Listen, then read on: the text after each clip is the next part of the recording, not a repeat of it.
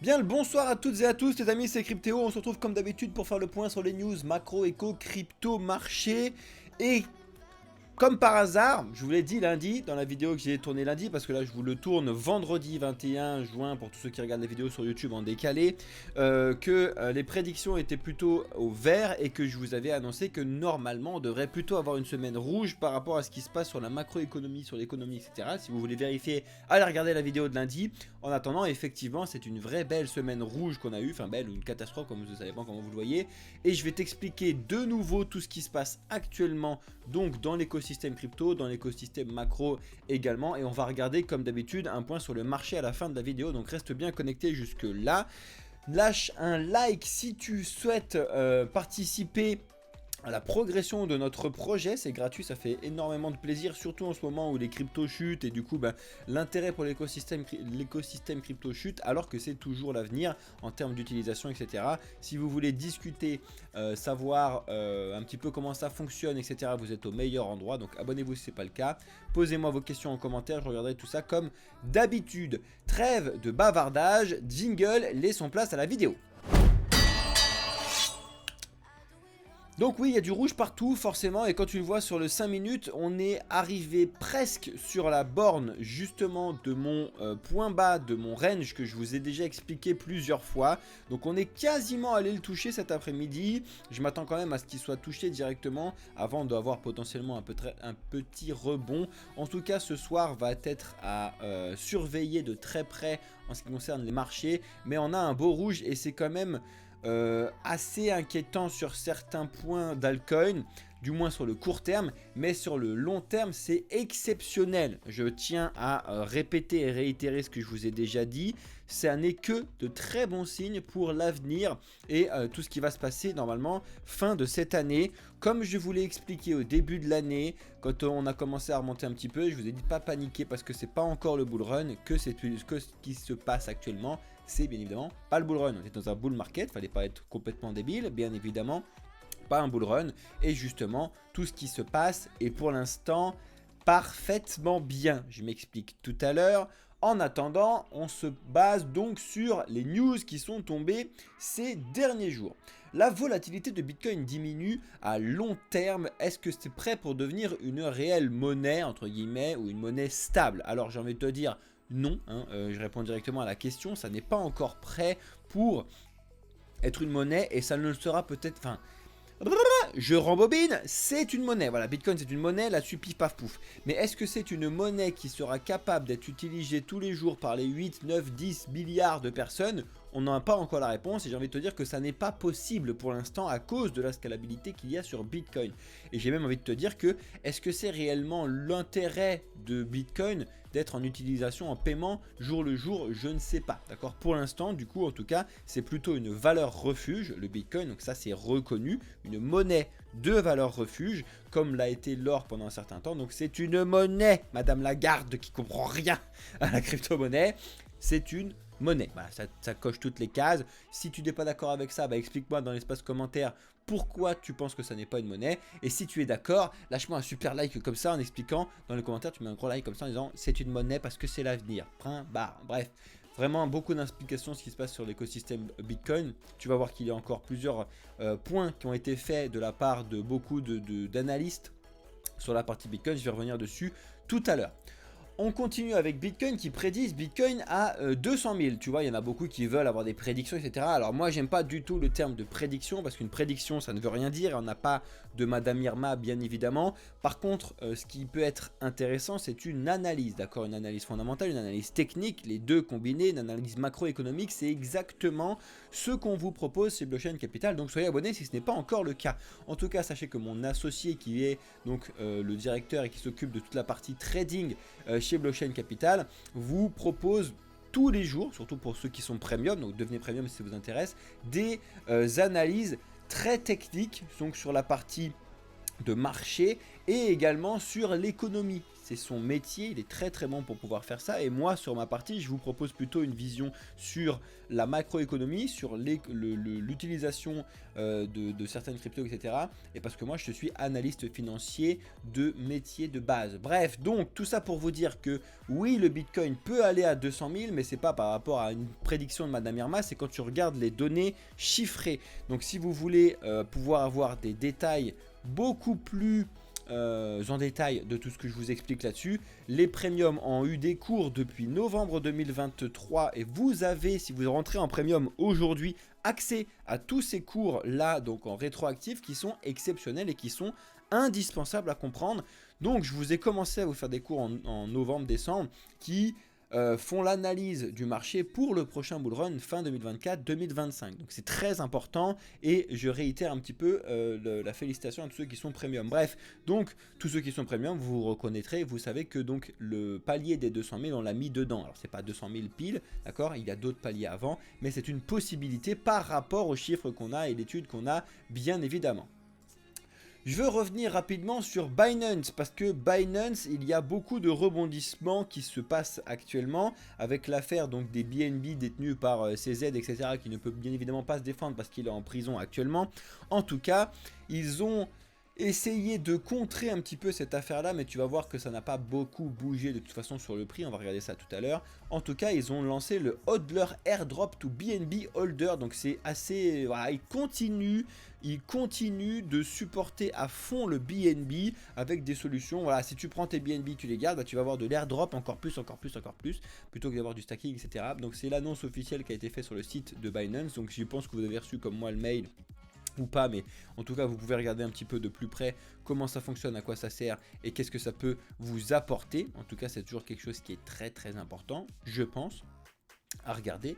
Ensuite on continue toujours avec Binance qui se régularise sa situation en Inde et au Canada. Alors c'est pas encore le truc parfait, mais je vous avais expliqué plusieurs fois que c'était assez dangereux et assez inquiétant de la part de Binance parce qu'ils étaient complètement bloqués dans certains très très gros pays, notamment en Inde et au Canada, qui bloquaient beaucoup l'adoption massive qu'on pouvait avoir sur l'écosystème crypto, parce que oui, les exchanges centralisés c'est compliqué, bien évidemment, mais attendez 2 secondes. Voilà, pardon. Oui, mais l'écosystème crypto, c'est compliqué d'avoir un exchange centralisé qui fonctionne, mais les exchanges centralisés, on en a réellement besoin quand même au tout début, du moins il faut savoir s'en servir. Un exchange centralisé, on doit s'en servir, on ne doit pas le laisser dessus sur le moyen, long terme, comme il y en a beaucoup qui font malheureusement l'erreur, d'accord ? Voilà, donc ça, désolé, j'ai 2-3 petits réglages que je voulais changer par rapport à la musique et tout dans le fond. Comme ça au moins c'est un petit peu mieux. Avant c'était une catastrophe. Bref, désolé, je les ai fait en plein milieu au moment où je rechargeais, enfin je mettais la vidéo en place. Bref, on est bon. Donc Binance a de nouveau de très bonnes nouvelles et ça fait quand même plaisir parce que c'était quand même de petites hécatombes de news ces derniers temps. On en a certains aussi qui font pas mal de projections sur Ether, sur les 10 000 balles d'Ether qui pourraient atteindre très prochainement grâce à la notion des ETF. Alors c'est pareil, je vais réitérer ce que je viens de vous dire, la notion de projection et d'analyse qui a été très poussée pour les premiums a été fait déjà depuis novembre et c'est pareil, le palier des 10 000 balles on en parle depuis très longtemps, du moins chez Blockchain Capital, parce que c'est une analyse, d'accord, c'est pas une prédiction, mais du coup c'est très important. Je pense que ça fait énormément plaisir de voir ce type de chiffres pour les premiums, de se conforter sur un petit peu les idées qu'il y a des différentes analyses qu'on leur propose. En tout cas, voilà ce qui se passe, notamment avec donc l'avènement et l'arrivée des ETF Ether qui n'arrivent pas pour l'instant à convaincre du coup les institutionnels comme l'a fait Bitcoin, mais bon, pour l'instant c'est un début. Et donc on en a de partout des informations comme quoi Ether pourrait afficher un rallye massif bientôt, etc. Alors oui, mais le bientôt va arriver quand finalement? Le bientôt c'est la semaine prochaine, le bientôt c'est à partir de septembre, c'est à partir des élections présidentielles aux États-Unis. Voilà, bientôt il faut faire attention un petit peu à tout ce qui se passe. Vous avez une analyse qui a été faite de la part de Cryptonaut, si vous voulez la regarder, je vous mets tous les liens dans le Discord, donc soyez bien évidemment présents sur notre Discord comme d'habitude. Mais ça arrive et ça monte beaucoup chez Ether, ça a fait beaucoup de changements et on va revenir dessus sur le point de marché tout à l'heure. On a eu un petit scandale qui finalement s'est assez bien déroulé chez Kraken, un bug à 3 millions de dollars qui a mis un petit peu le bazar, mais l'avantage ou l'heureux hasard a fait que, enfin c'est pas hasard mais bon bref, que c'était un white hat qui a donc craqué cette histoire. Donc quand c'est fait comme ça, c'est toujours bienveillant et c'est toujours bien fait. En tout cas, effectivement, il y avait une faille dans le réseau de Kraken qui a été remis là-dessus, qui a été expliqué. Voilà, en tout cas, pour être clair, aucun client et aucun asset, enfin aucun fonds d'aucun client n'a été touché. Ils ont pu, grâce à ce white hat, regarder un petit peu ce qui se passe et travailler sur cette erreur. Ça, c'est quelque chose avec lequel on peut avancer et regarder. C'est quelque chose qui existe quasiment que dans l'écosystème crypto, avec donc de réelles vraies bonnes personnes qui sont là pour pouvoir participer à l'avènement de l'écosystème crypto et à ce qu'on puisse arriver sur quelque chose d'adopté par tout le monde. On continue et vous avez potentiellement entendu parler de tout ce qui se passe sur Trump actuellement, et notamment comme quoi potentiellement c'était Trump qui avait créé certains meme coins, donc qui aurait pu s'en mettre plein les poches entre guillemets, comme le DJT. Et on a fait du coup, enfin c'est pas moi, mais il y a eu des appels de la part donc de Arkham qui a annoncé 150 000 balles de bounty pour pouvoir identifier qui est le créateur. Ils envoient ça donc à partie de certains gros créateurs de contenu là sur X, qui sont donc des enquêteurs, ZachXBT par exemple. Bref, et du coup on apprend finalement que très rapidement, c'était Martin Shkreli qui avait créé le truc, donc pas de panique et pas de gros changement. Non, Trump n'a pas créé son propre truc, du moins ça n'a pas été expliqué sur cette partie là pour l'instant. Voilà ce qui peut faire beaucoup de mal à l'écosystème crypto et ce qui fait peur à beaucoup de gens, et c'est ce que je vous ai déjà mis en garde plusieurs fois sur la centralisation d'un seul stablecoin dans l'écosystème crypto. Effectivement, vous avez dû le voir de partout. Il y a des pages de Daily Mail, on a de panneaux sur le Times Square, on a beaucoup de controverses sur Tether actuellement, mais j'ai envie de te dire, on commence à y être habitué, même si on a eu un très gros trou, on va pas se cacher, pendant quasiment un an il s'est quasiment rien passé sur Tether, mais l'année dernière en 2023 en mars on a eu beaucoup de bazar sur Tether. On a eu Tether qui avait complètement dépeg au moment du bull run donc de 2021, donc c'est des choses qu'on connaît, mais là ils ont mis en lumière pas mal de choses assez dark, on va dire ça comme ça, sur Tether. On va voir comment ça va se passer. Encore une fois, je vous l'ai déjà dit que il faut... Bon, on a déjà toujours pas trouvé de bons stablecoins, déjà ça c'est une chose. Et il faut bien évidemment ne jamais avoir tout sur un seul stablecoin, d'accord? Donc oui, ne mettez pas sur les micro stablecoins qui viennent de se lancer parce que là c'est à vos risques et périls, mais essayez de diversifier entre l'USDT, l'USDC, le FDUSD, le DAI, bref il y a quand même plusieurs solutions, l'écosystème Frax, bref il y a plusieurs solutions stablecoin stable à peu près pour pouvoir diversifier là-dessus. Si vous avez tout sur un seul truc et qu'il vous arrive une FTX par rapport à ça ou une Luna avec l'UST ou quoi, c'est une catastrophe. C'est déjà arrivé, ça peut réarriver, donc faites très attention. Et comme d'habitude, si vous voulez être au courant dans les premiers, soyez sur notre Discord. On a Peter Brand qui a prédit, donc, ou qui est en train de prédire justement sur Tether une explosion complète du réseau et accompagné du dollar également. Selon lui, on va avoir une très grosse crise. Alors ça commence à faire plusieurs personnes qui expliquent qu'on a une très grosse crise qui arrive incessamment sous peu. Ça commence à un petit peu faire peur à certaines personnes. Bref, lui t'explique que Tether pourrait complètement exploser. Ce serait une... On va pas se le cacher, si Tether explose, c'est une réelle catastrophe, du moins pour le premier temps, sur l'écosystème crypto. Alors là, on va perdre un 90%, comme on l'a déjà fait sur certains points, et ça fait très mal, d'accord ? Oui, il y a d'autres choses, mais d'un autre côté, ça permettra aussi de faire une piqûre de rappel que quand on met de la centralisation dans la décentralisation, c'est pas bon, d'accord? Bref, en attendant, ça peut aussi péter à cause du dollar, parce qu'il faut pas oublier que Tether a ses réserves aux États-Unis, une part en dollars et une part en bons de trésor américain. Donc forcément, s'il y a un problème là-dessus, ça peut mettre un vrai bazar derrière. Donc c'est des choses qu'il faut savoir, mettre un petit côté dans sa tête et être conscient de tout ce qui se passe. En tout cas, si vous avez besoin d'aide, on est là chez Blockchain Capital pour pouvoir vous vous apporter cette éducation. On a Michael Saylor donc qui a confirmé ce que je vous ai déjà expliqué cette semaine. Effectivement, MicroStrategy a racheté 11 931 bitcoins pour 786 millions de dollars avec des notes convertibles du bon du trésor américain comme d'habitude pour à peu près 65 883 dollars, c'est le chiffre qui est intéressant.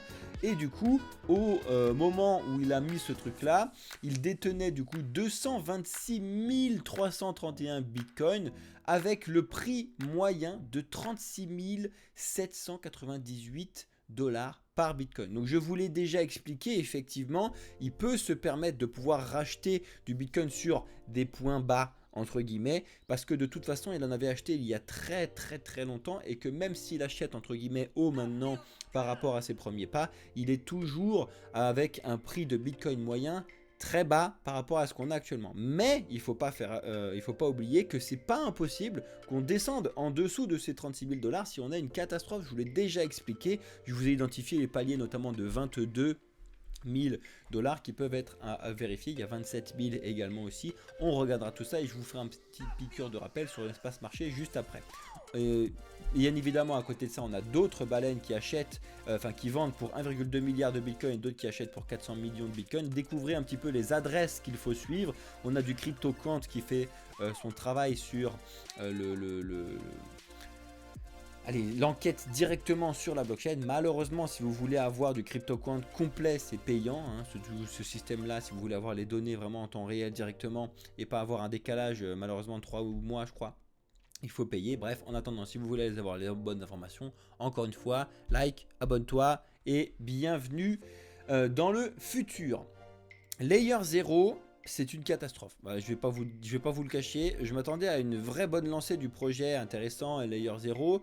La distribution de l'airdrop a bien évidemment démarré, mais il faut payer pour pouvoir le réclamer et il faut pas payer un tout petit peu. C'est un vrai airdrop, c'est-à-dire que il faut payer 10 centimes par token que tu réclames. Alors des fois tu peux en avoir 50 ou machin truc, ça commence à faire un petit peu d'argent. Alors oui, ou 50 ou 5000, etc.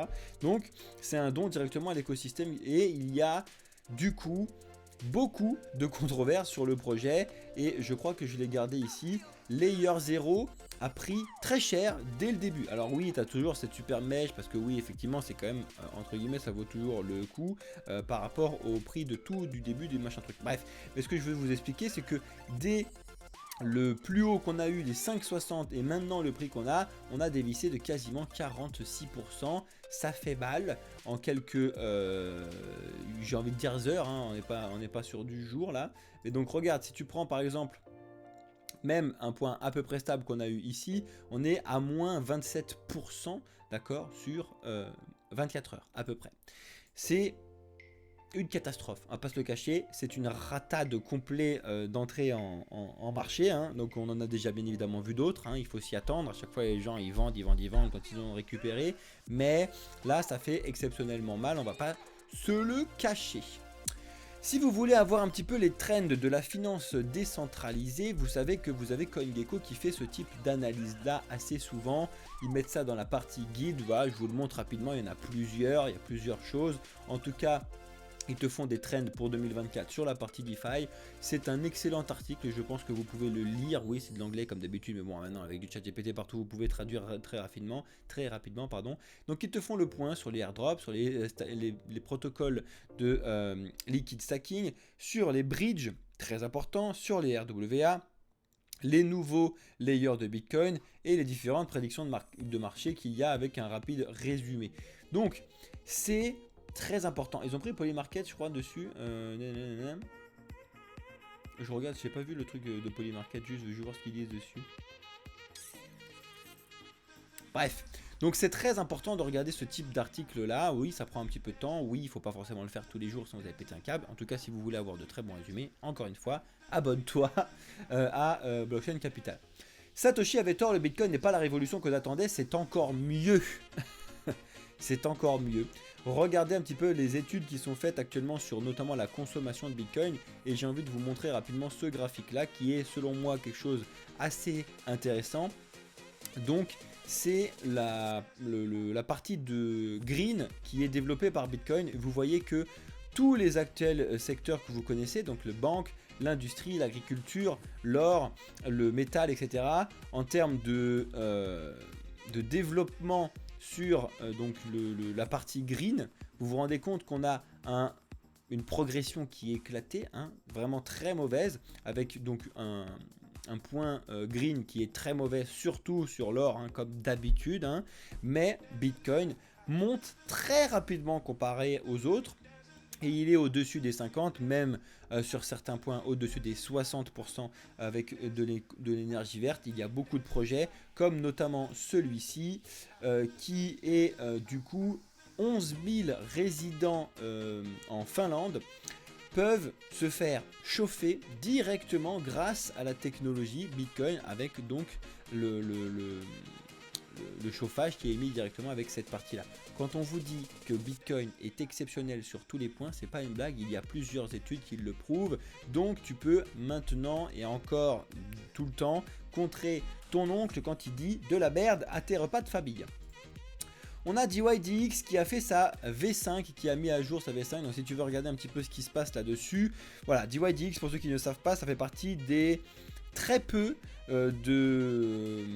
d'exchange décentralisés qui proposent du trading décentralisé. Voilà, donc c'est aussi une notion qui est assez nouvelle et assez compliquée, assez complexe entre guillemets. Donc ils ont sorti leur V5 avec pas mal de nouveaux changements, c'est assez intéressant. Ça fait partie des projets que je surveille de près, et surtout Alex qui surveille de très près. On est encore loin de pouvoir faire autant de trading avec effet de levier, etc. qu'on le fait sur un exchange centralisé, mais aussi il y a certaines contraintes qu'on n'a pas sur DYDX. Donc affaire à suivre. Voilà le Canada qui innove et qui essaye de lancer le premier ETF, un ETP en anglais, sur Solana. Mais oui, vous avez bien entendu, un ETF sur Solana arriverait potentiellement au Canada. C'est assez incroyable, enfin, moi je trouve ça assez incroyable, surtout que c'est assez... Bref, vous allez voir que ça n'a pas forcément aidé le prix du Solana tout à l'heure, on va regarder ça ensemble. En attendant, ça fait partie des news que je me dois de te montrer. Voici une news qui est personnellement, je pense, très importante par rapport à ce qui se passe en France actuellement. Donc vous l'avez bien vu, on va devoir aller de nouveau voter le 30 et le 7 là. Et du coup, découvrez cette Française qui est pro-Bitcoin, qui se présente aux législatives de 2024. Alors oui, elle s'est présentée avec donc, comment il s'appelle ?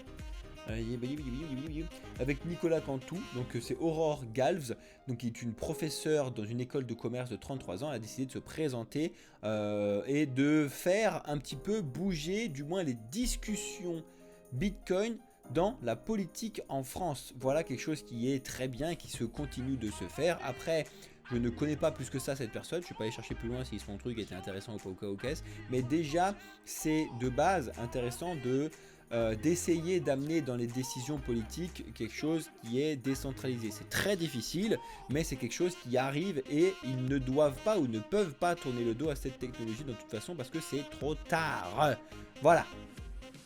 On a les frères Winklevoss, donc, qui sont connus dans l'écosystème crypto pour leur développement, qui sont déjà faits, bref, qui ont donné directement, donc ces deux frères jumeaux, et l'un et l'autre 1 million de dollars chacun en équivalent Bitcoin, donc à peu près 15,5 Bitcoin pour Donald Trump directement en expliquant donc son soutien pour sa campagne et ils disent qu'ils vont voter pour lui.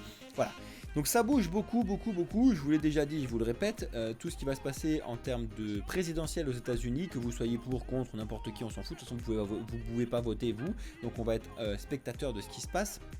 Et il y a beaucoup de soutien entre guillemets crypto pour Trump sur certains points. Faites-vous votre propre avis, voilà ce que je peux vous dire. On a le département du Trésor américain qui est lui donc qui est complètement anti-crypto, qui t'explique toutes les notions donc dans ce rapport, rappelé encore une fois de certains temps et reviennent dessus en retweetant comme quoi c'est une catastrophe l'écosystème crypto. Bref, voilà, c'est juste pour te montrer le décalage qu'il y a entre certaines prédictions aux États-Unis, la SEC, etc. et d'autres, notamment de Trump. Bref, on revient également Et on va finir les news avec ça sur les ETF Bitcoin qui sont que sur des sorties. Alors oui, l'autre fois, donc quand je vous ai fait la vidéo le 7 juin, on était sur 18 jours consécutifs d'entrée sur Bitcoin avec de très très belles entrées, notamment ce jour-là avec plus de 886 millions de dollars qui étaient rentrés. Là, on enchaîne, donc on est vraiment sur le 5e jour de sortie nette des ETF Bitcoin parce que Bitcoin baisse, d'accord? Donc effectivement, quand on ne connaît pas réellement bien comment ça fonctionne, Bitcoin, du moins, et quand on n'est pas averti sur l'utilisation, effectivement, quand Bitcoin tombe, ça peut faire peur à certains. Et du coup, il y en a qui font des réactions assez rapides, de FOMO notamment. En ce qui concerne les news macroéconomiques, vous savez qu'aujourd'hui, on n'avait rien que cette semaine, on n'avait pas grand-chose. Hein. Hier, on avait rapidement les permis de construire, mais donc qui baisse. Bon, pas bon comme news, Alex vous a expliqué plusieurs fois. En tout cas, c'est pareil, pas encore grand chose en début de semaine. Par contre, en fin de semaine prochaine, on va avoir l'indice PCE qui va être très important à surveiller et surtout donc de regarder à partir de semaine prochaine qu'est-ce qui va être en forecast et qu'est-ce qu'on va avoir donc d'actuel par rapport donc à cet indice qui est un des indices les plus surveillés donc de l'inflation aux États-Unis pour savoir si les États-Unis vont pouvoir, comme nous on l'a fait en Europe, commencer à baisser les taux ou si c'est pas encore d'actualité. Donc on regardera ça ensemble. On arrive sur le point de marché. Donc je vais t'expliquer pourquoi je t'ai mis la lumière rouge de nouveau derrière, pourquoi on est effectivement dans le rouge un petit peu de partout, notamment sur la journée avec des très gros projets. Là il est que à moins 10%. Tout à l'heure c'était à moins 30. Hein, donc on a eu certains projets qui reviennent un petit peu dans le vert parce que justement Bitcoin est arrivé un petit peu sur un point entre guillemets de rebond. Donc on va voir ça. Mais tu vois qu'on est en moyenne sur un vrai beau gros rouge dans l'écosystème crypto. Donc Bitcoin, quand tu le regardes en 4 heures, tu vois qu'il a cassé les 65 000 à peu près comme je te l'ai dit dans la vidéo de mercredi. Je t'avais mis en garde, attention, si on casse les 65 000, c'est en route directement sur les 63 000. Mais que pour l'instant, j'ai bien dit pour l'instant, il n'y a pas non plus de panique. On est toujours sur ce mouvement de range qui était expliqué de ma part, mais de la part également de mon associé Alex qui vous dit ça depuis très longtemps. On n'est pas sur quelque chose de panique pour l'instant. Des mouvements de panique, je pourrais vous en montrer, il y en a eu beaucoup. Là, pour l'instant, c'est très sain et très bien ce qui se passe. J'aimerais bien que ça puisse continuer et qu'on baisse doucement en remontant et qu'on baisse, ce serait très bien. Par contre, maintenant, on va voir, parce qu'on est arrivé sur le point des 63 200 à peu près, donc cette zone-là, qui est très important, d'accord, qui est et court terme et long terme. Donc il va falloir surveiller ce qui va se passer actuellement. Est-ce qu'on va s'en servir, et c'est pas impossible, de venir rebondir dessus pour confirmer la baisse aux 65 000, c'est-à-dire qu'on revient à 65 000 et après on puisse repartir en direction de nouveau des 60 000, pardon, je vais y arriver. Et enfin, est-ce qu'on va réussir à faire cet été, du moins si on fait ça doucement et sainement, d'aller au moins refermer les 51 000 que je vous dis qu'il est selon moi indispensable pour pouvoir repartir proprement à la hausse. Donc de quitter un petit peu ce range qu'on a fait pour pouvoir aller chercher plus bas et après pour pouvoir swing vers le haut parfaitement à partir donc de septembre, octobre, novembre. C'est quelque chose qui est plausible quand on accroche du coup les données géopolitiques macroéconomiques avec un potentiel cassage qu'on pourrait avoir rapidement actuellement et du coup en relance économique obligatoire comme l'a déjà fait la Fed, la Banque Centrale Européenne qui repartirait un petit peu sur la fin d'année. Donc on surveille tout ça comme d'habitude de très près. En ce qui concerne Ether, il range parfaitement bien entre les 3300 et les 3600, donc il s'en sort très bien par rapport à Bitcoin. Donc on voit qu'il a pu regagner beaucoup de force donc sur face à Bitcoin, pardon. En ce qui concerne certains altcoins, regardez, c'est ce que je vous ai expliqué dans la vidéo de mercredi. On a eu un très beau rebond de partout, mais ce rebond n'est pas allé très haut pour l'instant, du moins. Est-ce que c'est justement quelque chose qui sont en train de prendre plus de force pour pouvoir repartir? On va regarder ça dans les prochains jours, mais tu le vois bien que le rebond qu'on a eu de l'Arbitrum, notamment sur les 0,76 pour pouvoir retourner sur les 0,92 n'a pas été complet, du moins pour l'instant, et c'est plutôt recasser les dents derrière. Le Matic a lui essayé de repasser au-dessus des 0,56 psychologiques, mais il se passe plus rien depuis, donc c'est pas une catastrophe, et en même temps on attend aussi beaucoup de choses du Matic avec les annonces qu'on devait avoir sur le pôle et pas mal de choses à ces sujets là. En ce qui concerne ADA, bah, c'est pareil. Lui, il a à peu près bien rebondi. Il n'était pas allé chercher les 0,35. Mais par contre, il a bien de nouveau rebondi sur les 0,39. Maintenant, j'ai envie de te dire, s'il n'y a pas toutes les annonces qu'on attend, Hydra et tout le bazar, le ADA va continuer de descendre pour aller chercher les 0,35 en premier palier pour l'instant. Le Solana a fait ce que je vous ai expliqué, qui pouvait faire de casser les 134. Pour l'instant, c'est cassé, confirmé. Peut-être on est sur le Solana en route sur les 117. J'espère que vous avez pris un petit peu de profit sur cette belle hausse qu'on a eue à ce moment-là. Effectivement, il ne peut pas y avoir de hausse indéfinie, surtout quand on a une macro et une géopolitique actuelle. D'accord ? Le Solana, je pense que s'il continue de développer et continue de plaire à beaucoup de gens, il peut aller chercher beaucoup plus haut en termes de market cap et donc de prix, mais pas pour l'instant parce qu'on n'a pas la possibilité de le faire. Donc le BNB, justement, c'est ce que je vous disais tout à l'heure. Donc on a eu ces petites affaires qui tournent autour donc de CZ, etc., qui ont fait un peu de mal au BNB, on va pas se le cacher, hein, qui était très très fort, mais qui reste très fort, justement parce que dès qu'on a cette catastrophe entre guillemets sur le BNB, on a beaucoup de news de soutien de la part de Binance, notamment là l'airdrop qu'on a pour les holders, etc. Donc ça continue de forcer sur le BNB, mais quand le BNB veut aller chercher plus bas, il va y aller s'il doit y aller, hein. Donc pour l'instant c'est un des meilleurs stablecoins, hein, comme je vous le dis depuis un certain temps.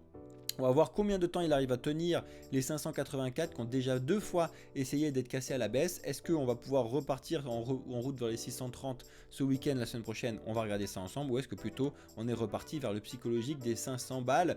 On va voir ça et on surveillera tout ça comme d'habitude.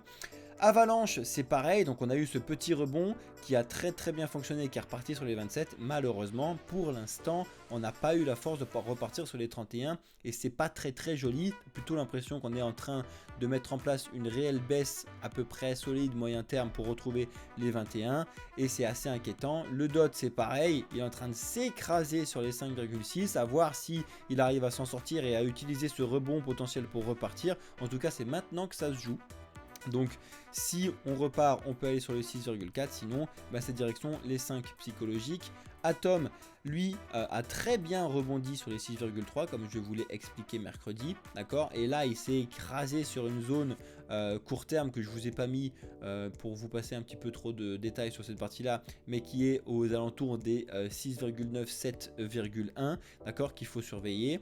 Et pour l'instant, on est en dessous de cette zone, donc c'est pareil, plutôt d'aller voir un peu plus bas, même si l'atome est quand même déjà très bas. J'aimerais bien que l'atome puisse un petit peu stagnouiller pendant que les autres se prennent des grosses claques et puis après pouvoir repartir. Le Venom a, comme je vous l'ai dit, peut-être trouvé son point bas aux alentours des 0,13. On verra. En tout cas, pour l'instant, ça tient à peu près bien par rapport à toute cette baisse. C'est la première fois qu'on a réussi à faire un triple point sur le même point, à savoir les 0,13, 0,14. Donc on verra bien et on suivra un petit peu ce projet là comme d'habitude. Le FET a très bien réagi, du moins sur les 1,21 et allait réagir très bien sur les 1,72. Il se passera pas grand chose tant qu'on n'a pas donc le ASI qui a été mis en place donc sur FET, Ocean et AGIX. Donc on verra et on vous tiendra au courant bien évidemment. En ce qui concerne les projets axés sur l'intelligence artificielle comme le Render, donc qui utilise l'intelligence artificielle, c'est pareil.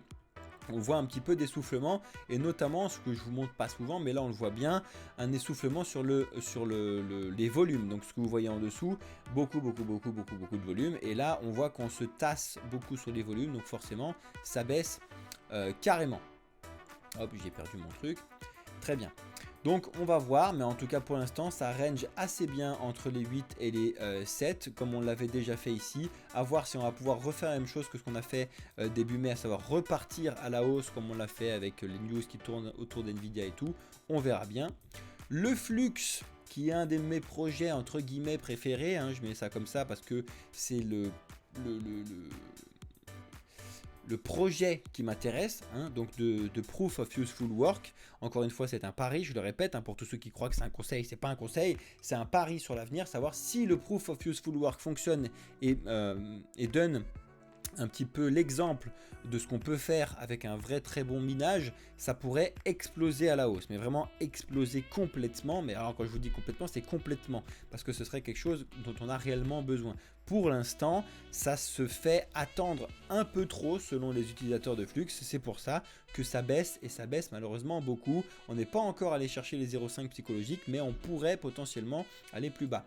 Le Polix, donc, qui a très bien, pour le coup, réagi sur les 0,30, qui est notre catégorie donc du RWA. À voir s'il a la force de continuer à remonter, on verra bien ce qui va se passer. Le Link qui avait très bien rebondi s'est complètement heurté à une zone court terme des 14,6 qu'il n'arrive pas à passer, qui est resté en dessous pour l'instant, donc c'est pas de bon augure pour l'instant, j'ai envie de te dire. Tant qu'on n'arrive pas à passer au-dessus de 14,6, on est plutôt sur un Link qui va retourner sur les 2,8, voire qui va aller chercher les 11,8. Voilà, donc très beau projet d'Oracle, mais il y a encore beaucoup de travail. API 3, vraiment lui il stagne, voilà, il s'est pas passé grand chose. On a très bien rebondi sur la zone des deux là, mais je m'attends quand même à le voir 1,7 si jamais ça ne s'arrange pas tout ce qui se passe actuellement. Le Dogecoin, j'ai l'impression que c'est la même chose que l'API, alors pourtant il ne s'est rien passé. C'est complètement différent, mais le Dogecoin, vous le voyez, il est quasiment en train d'inverser sa tendance parce qu'il est passé en dessous des différents points qu'on avait anciennement, à savoir les 0,12,5, les 0,125, et pour moi, je ne vois pas pourquoi il ne pourrait pas aller chercher les 0,10, 10 centimes avant un certain temps là, mais voilà, ça pourrait tomber parce que on a un petit oubli des meme coins actuellement, du moins cette semaine. On verra si ça continue la semaine prochaine. Le Floki, lui, est en train de très bien s'en sortir sur les 0,00016. Donc on va voir s'il arrive à rester au-dessus de cette zone. Donc c'est un gros projet qui était parti d'une blague par rapport au chien d'Elon Musk, mais qui est devenu un projet de jeu et un projet de truc là-dessus. C'est pour ça que je me permets de vous le montrer. C'est pareil, les gens qui sont dessus attendent beaucoup du développement du jeu Accès Viking qu'ils ont mis en place et tout. C'est pareil, si vous voulez faire un vrai bon développement de jeu, ça se fait pas en 2 secondes, donc ça fait un certain temps qu'ils sont dessus, ça fait 4 ans maintenant qu'ils sont dessus sur le développement, donc ils peuvent sortir quelque chose, mais on est encore loin d'avoir quelque chose de très solide. Le Jupiter fait la même chose que le Solana, il est passé en dessous des 0,8, on l'attend un peu plus bas.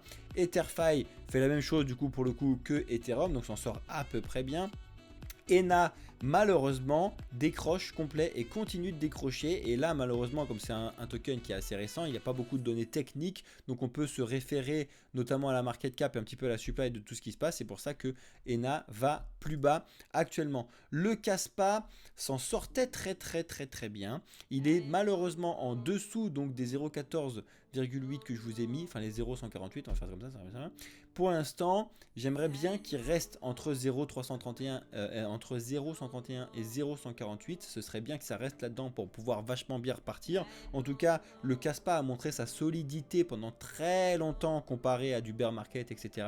Est-ce qu'il va pouvoir continuer à le faire? Ce sera aussi grâce ou pas au soutien donc de la communauté Kaspa qu'il y aura derrière. On va voir, mais c'est un projet qui est toujours très solide. En ce qui concerne les projets utiles de VeChain et de Morpheus Network, ça continue de descendre. Qu'est-ce que je te dis, ça continue de descendre. On va voir si on va aller taper les 2 centimes ou pas. Et le Morpheus Network, voilà, qui était très bien reparti entre guillemets pour aller atteindre la parité avec le dollar, qui finalement en train de se réécraser vers les 0,68. Donc on regardera ça, on surveillera ça toute la semaine prochaine. Alors je ne vous ferai pas, je vais remettre en cam. Je ne vous ferai pas de vidéo début de la semaine prochaine parce que pour la première fois depuis je sais pas combien de temps, je vais prendre quelques jours. Donc je vais prendre lundi, mardi, mercredi et je reviens jeudi. Donc je vous ferai une vidéo jeudi et vendredi. Donc je serai en live jeudi et vendredi prochain si tout va bien normalement. Donc le 27 et le 28, mais il n'y aura pas donc les vidéos actuelles que vous avez donc le lundi et le mercredi de ma part. Par contre, Alex sera toujours là, l'équipe Blockchain Capital est bien évidemment toujours là. On s'organise pour pouvoir vous faire des choses carrées même pendant l'été qui arrive. Donc voilà, j'ai besoin un peu de ce type de repos, vous le voyez avec mes cernes là, mais ça va me faire beaucoup de bien pour que je puisse revenir un petit peu sur de très grosses bases, surtout parce que j'ai beaucoup de choses qui m'attendent cet été, notamment avec le conseil en investissement financier qui arrive chez Blockchain Capital, tout ce genre de produits et de choses qui arrivent, notamment la levée de fonds.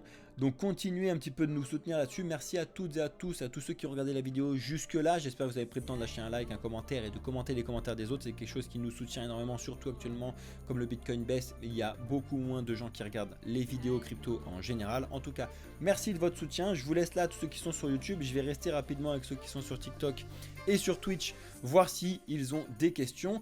Ceux qui sont sur YouTube, je vous souhaite à toutes et à tous une excellente journée, soirée ou nuit. Ça dépend quand est-ce que vous regardez cette vidéo. C'était Cryptéo pour la société Blockchain Capital.